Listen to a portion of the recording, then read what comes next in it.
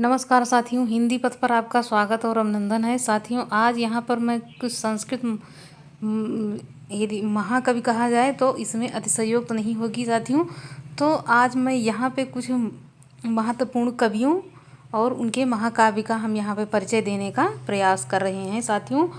तो इसमें है रामायण महर्षि वाल्मीकि की रचना है। और यदि पूछा जाता है एग्जाम में ये कैसी रचना है, तो ये एक लौकिक ग्रंथ के रूप में जाना जाता है। अब यहाँ पे है महाभारत। महाभारत जो है ये सबसे बड़ा महाकाव्य यदि कहा जाता है, पूरे दुनिया का सबसे बड़ा महाकाव्य महाभारत को ही माना गया है। और इसकी रचना किसने की है, तो वेद व्यास जी ने की है। और इसको संस्कृत में सद संहिता कहा जाता है। यहाँ पे अगली रचना है कि कुमार संभवम की रचना किसने की है, तो यहाँ पे कालिदास ने की है। और इसमें कितने सर्ग यदि पूछा जाता है तो इसमें 17 सर्ग हैं। तो इसको ऐसे याद कर लेना है कि संभवम 17, तो इसमें भी सा आ रहा है, यहाँ भी 17 है। तो ऐसे ही जोड़ करके इसको याद करने का प्रयास यहाँ पे करना है। यहाँ पे अगली रचना है कि रघुवंशम भी कालिदास की एक महत्वपूर्ण रचना के रूप में जाना जाता है। और ये जो है कालिदास की एक रचना है। इसमें कितने सर्ग हैं, तो इसमें 19 सर्ग हैं। कितने हैं, तो इसमें 19 सर्ग हैं पूरे। और इसका नायक जो है वो राम को यहाँ पे माना जाता है। किसको माना जाता है, तो यहाँ पे राम इसके नायक कहे जाते हैं। अब यहाँ पे है बुद्ध चरितम की रचना किसने की है, तो अश्वघोष जी ने इसकी रचना की है। और इसमें सर्ग पूछा जाता है तो पूरे 28 सर्ग इसमें भी हैं। यहाँ पे है सौंदर्यानंद की रचना यदि पूछा जाता है तो इसकी रचना किसने की है, तो अश्वघोष जी ने इसकी रचना की है।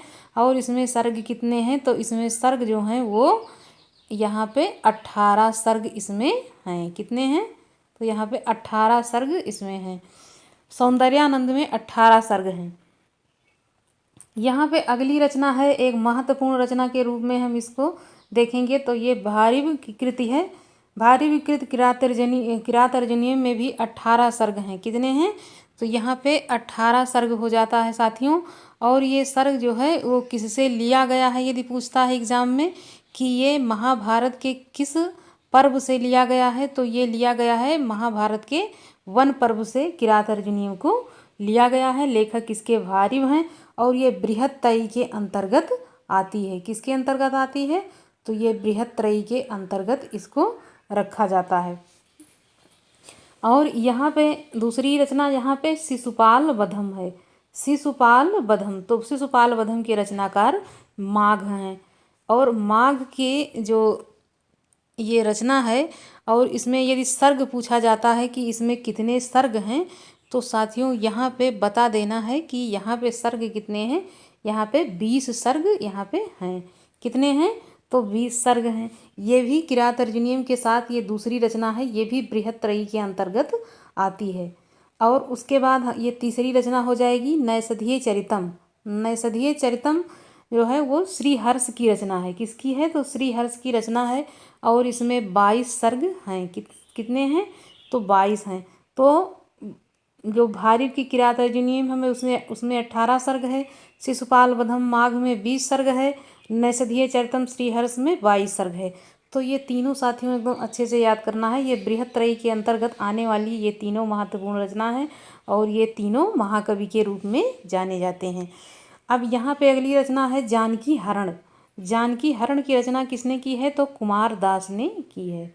किसने की है, कुमारदास ये जो है कालिदास के यह एक क्या माने जाते हैं, ये एक इनके सखा माने जाते थे, उनके साथी दोस्त। और इसमें जो है कितने सर्ग हैं, तो इसमें 20 सर्ग हैं। और ये सिंघल देश जो है, सिंघल देश मतलब सिंघल प्रदेश जो है लंका में था, वहाँ पे ये रहते थे। ये कालिदास के मित्र कहे जाते हैं। और हरिविजयम, यहाँ पे दूसरी रचना है हरिविजयम के रचनाकार हैं रत्नाकर। और इसमें सर्ग हैं 50। कितने सर्ग हैं, तो 50 सर्ग हो जाएगा। और यहाँ ये कश्मीरी कवि हैं। कौन से कवि हैं, तो ये कश्मीरी कवि ये यहाँ पे कहे जाते हैं। साथियों यहाँ पे अगला प्रश्न है, धर्म शर्मा अभ्युदय। धर्म शर्मा अभ्युदय की रचना जो है किसने की है? तो हरिश्चंद्र ने की है। और उसके बाद राघव पांड्य विजयम, ये कवि राज माधव भट्ट की रचना है।